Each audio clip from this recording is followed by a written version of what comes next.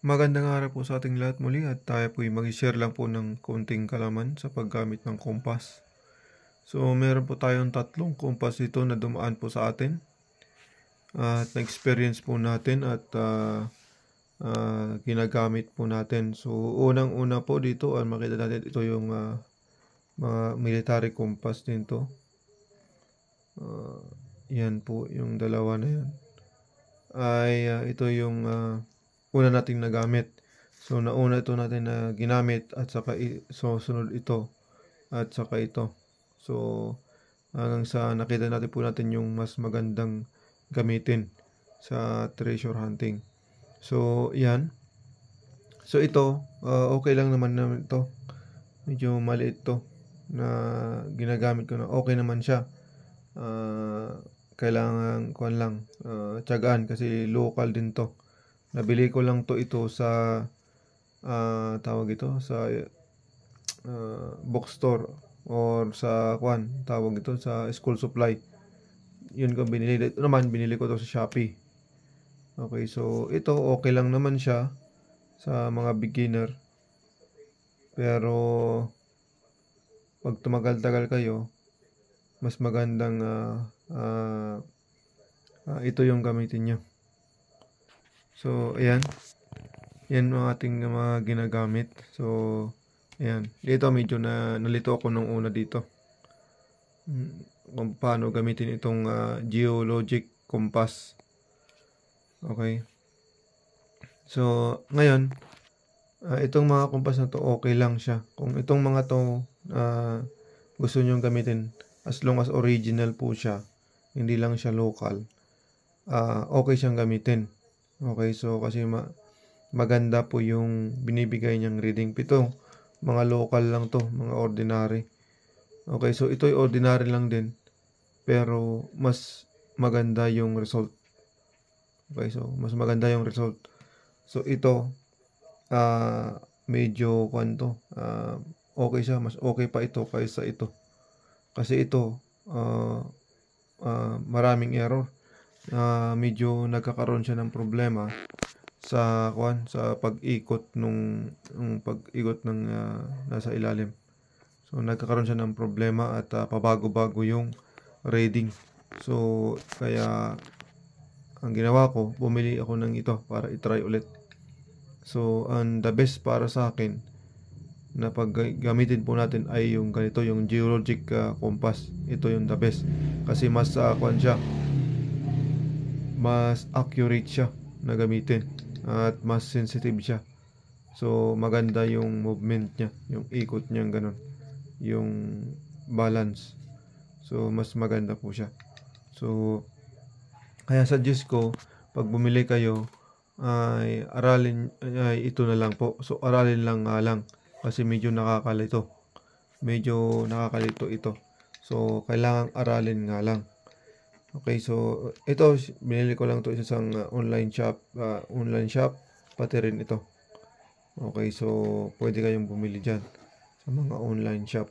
So ito, makikita na natin, ito yung simple lang pagka ito yung site niya, ito yung site tapos diretso lang, yun, diba? Yan yun. Yan, yung basehan mo. So dapat ito, yung yan ay mag-match doon. Saka babasahin mo lang yung nandito siya. Okay, kung nakita mo yan, automatic na yun. Yung direction na papunta doon ay west kasi naandun siya, yung west.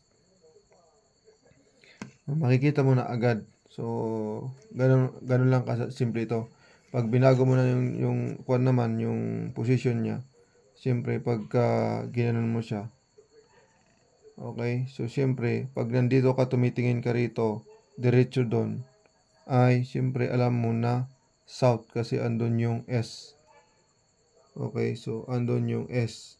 So ganun lang po yon. So mas simple nga lang itong gamitin.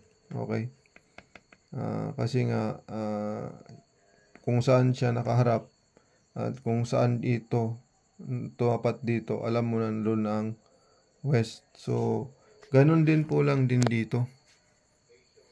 Okay, so ganun lang din po ito. Kung saan nakatapat yung nakatapat itong sighting niya, pag ganun din papunta doon ay makikita mo yung W doon ay automatic pag tumapat dyan sa may red na yan or sa red na yon, alam mo na yon na ito ay west papunta doon. Okay, so yung position mo ay sa east. Okay, so pagka binago mo rin yung position niya, pag nagbago ka ng position, ganyan, alam mo na ito yung sighting niya. Kung ka saan nag-sighting papunta doon, ay alam mo yung nakatapat dito sa red na yan, ay alam mo na yun ay south. So, ganun siya naman. So, madali lang siyang basahin. Okay, at pag parehas lang dito, na alam mo na pag tinignan mo doon, agad, alam mo na yung north mo ay doon, ang south mo ay doon, at saka east ay west mo ay doon, at saka yung east mo ay yun sa kung saan ka nakatayo or sa likod mo. So alam mo na agad. Okay, so ito nga lang medyo may kahirapan siyang basahin, pero pag nasanay ka na, okay na yun. Okay, so okay na yun. Madali lang pong gamitin yan. So abangan lang po ang susunod video at yan po ay ating konti po nating sasabihin kung paano or pag-aaralan po natin kung paano basahin yan o paano basahin ba ito. So mas gusto ko lang to yung gamitin ito talaga. So abangan po natin yung next video natin kung paano ba magbasa rito, paano ba gamitin ito. So basic lang po. Okay, so kung paano magbasa ito. Okay, so maraming salamat po. Abangan po natin ang susunod na video. At maraming salamat po sa subaybay po sa atin. Salamat sa pag-subscribe at salamat din po sa pag-likes at comments din po. So maraming salamat. God bless po sa ating lahat.